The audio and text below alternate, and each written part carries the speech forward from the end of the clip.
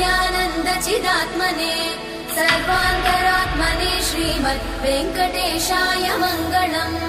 स्वतः सर्वविदे सर्वशक्तये सर्वशेषिने सुलभाय सुशीलाय वेङ्कटेशाय मङ्गलम्।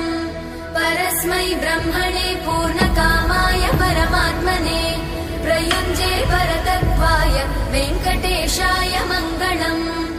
आकालतत्त्वमशान्तमात्मनामनुपश्यताम् अतृप्त्यमृतरूपाय वेङ्कटेशाय मङ्गलम्। प्रायस्वचरणौ पुंसां शरण्यत्वेन पाणिना कृपया दिशते श्रीमद् वेङ्कटेशाय मङ्गलम्। दयामृततरङ्गिण्यास्तरङ्गैरिव शीतलै अपाङ्गै सिञ्चते विश्वं वेङ्कटेशाय मङ्गलम्। सद्भूषां